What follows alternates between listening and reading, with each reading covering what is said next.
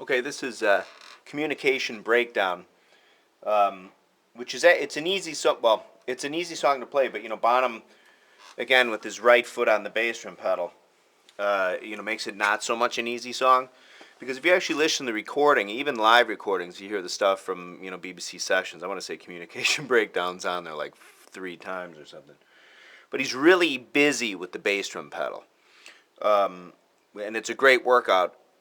You got to remember though too. I mean, Bonham and any musician who plays their stuff, whether how good or not they are technically or whatever, they're playing it all the time. I mean, those guys played shows all the time. They rehearsed a lot. And when you play stuff often, that's the whole thing about practicing. Obviously, the more you practice, often you practice, the better you get at it. So, bear in mind that Bonham, when he was doing this, was 19, 20 years old. He's playing all the time. I mean, I used to play a lot, but I barely play anymore. But in any case, this is the pattern. So just remember that, though. Practice. You got to do it often. Even if you do, again, 15, 20 minutes a day, you're better off than doing 2 hours just on Saturday, nothing else during the week. So, but anyway, the bass drum pattern that he plays, let me make sure that it's da na na na na na na na na ba ba ba. Actually, what he does is,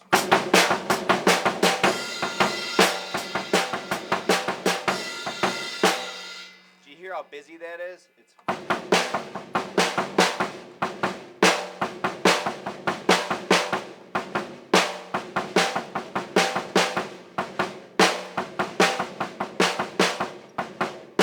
And he might even throw in another note in there.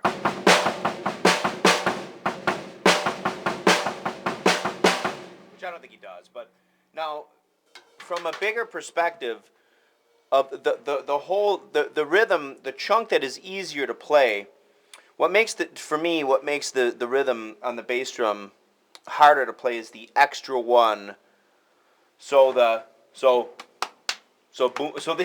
This is easier to play it this way, and in fact, I'm sure he played it like this sometimes, and most people probably do play it like this all the time. Is instead of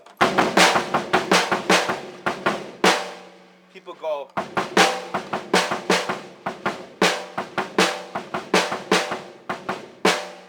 okay, and the difference there is this. Right after that, so the difference being this slightly simpler way versus, okay, hear the extra note in there, versus, so the less notey, simpler way to play it would be, but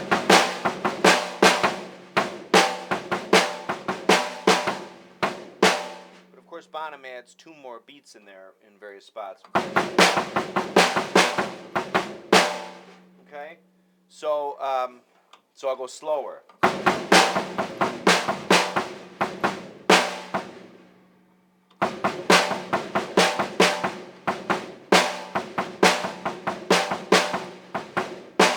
And as it would be played as,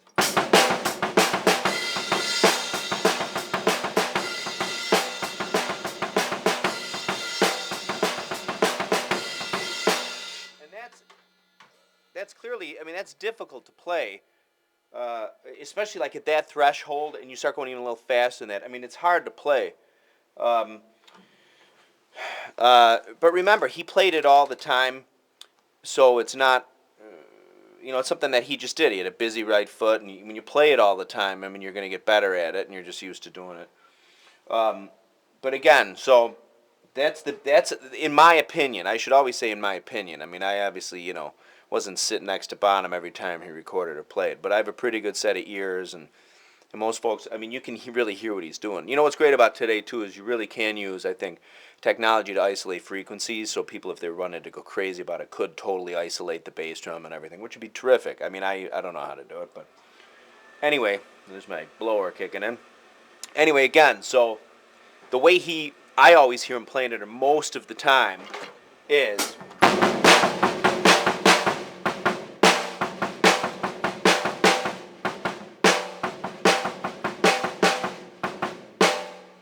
but you can simplify it by going,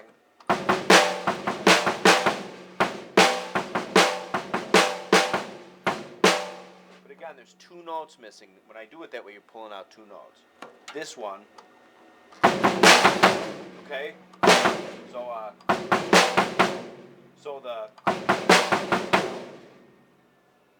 the one that precedes the others, and then so instead of going,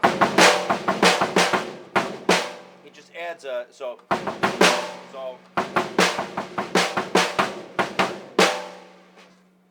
Ba ba ba ba. Instead of ba ba ba, it's ba ba ba ba on the bass drum anyway. Da da da, but he goes da da da. You know what I mean? So that's it. But it takes a little practice. But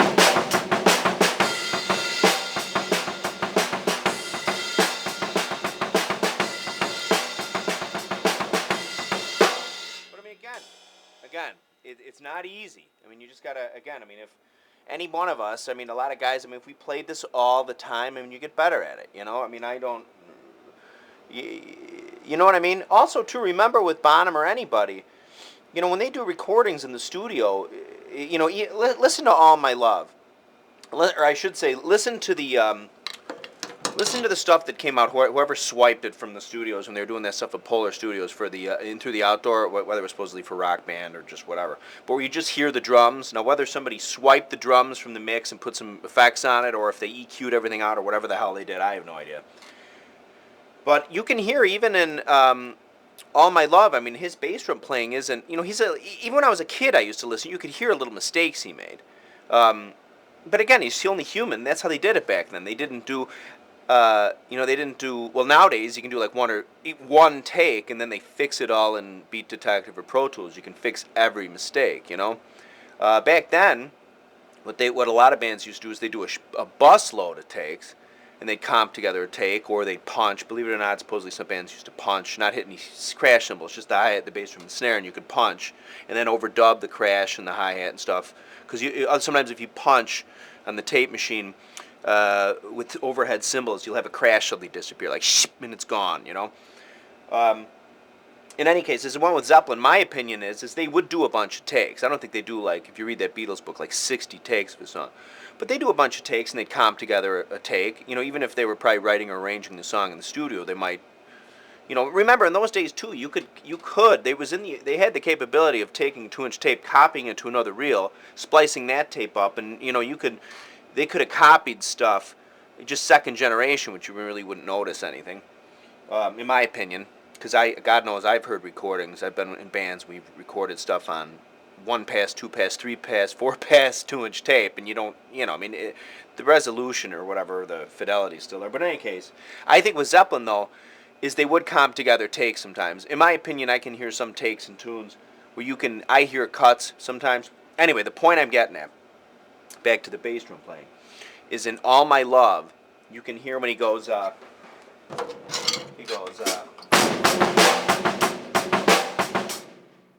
you know, da da da da da da da da da.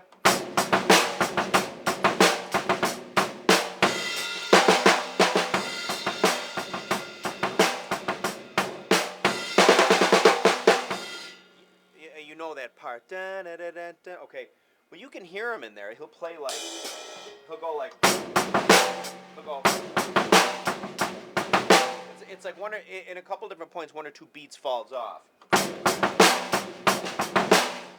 You can hear his foot kind of trip a little bit, and you can even hear it. Well, I can hear it in the master recording on the record. You can hear him. He's not, you know, it's hard. The point being is that it's hard to play. It's not a cakewalk to play. You know. You know, I'm sure if they wanted to fix it, he could have. He could have done a bunch of other takes. You know, I mean, but in any case, but that's what he does on the on Communication Breakdown. That's the gist of it. You know, the notey version. And then here's something I'm going to do too. Get this here, my floor tom back. And what I'm going to do is I'm going to move this here. Bear with me here, people, because I don't have a editor thingy guy person. Let me slide this chunk of shicing over here. There's something he does on the BBC sessions. Well, it's not on the BBC sessions, but it's on that disc that has the. Let not the Biggest Sisters. The Paris show. You know, the one they're in France, like Two in Scene or whatever, or Two in Scène, or I mean, I used to speak French, or I supposedly learned some in high school. Anyway, but he does a cool thing in there. Now, I'm not a stick twirler, but I'm going to do my best. I'm going to try and twirl a stick. Anyway, so anybody else, if you can master this and post it on YouTube, it'd be great, because I've never really seen anybody else do it before. I don't think it's actually that hard, but in any case, Bonham in Communication Breakdown. You guys, when he goes like, and then he goes. So his stick twirls, which I'm not a big stick twirler at all. But I do know that I think a lot of guys when they do twirl like this, I think their sticks go backwards. Mine goes forward. I don't know. So you could probably practice. I don't know. The point I'm getting at is if somebody's watching this, it'd be really cool if you're a good stick twirler. I always thought it was cool. I wanted to try and do it when I was playing in the Zeppelin bands to do what he does there, but I really couldn't. I mean, you know, it's hot. On the drums, he's just going. So he's going around with his left hand. Okay? And then his whole hand, the right hand is going like this the whole time. Well, he's pulling up. Well, I should play it the right way.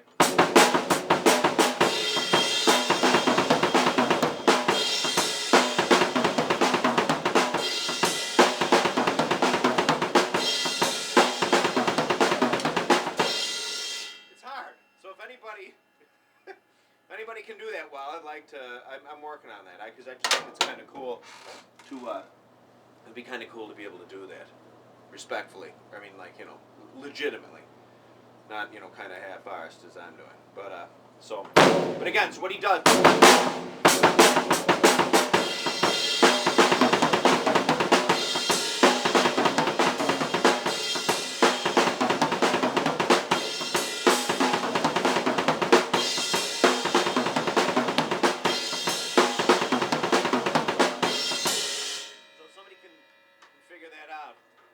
Very well, and I think what he actually does is instead of just leaving, you know, I'm just essentially obviously holding my hand here, but I think he's like, he goes, then it comes down.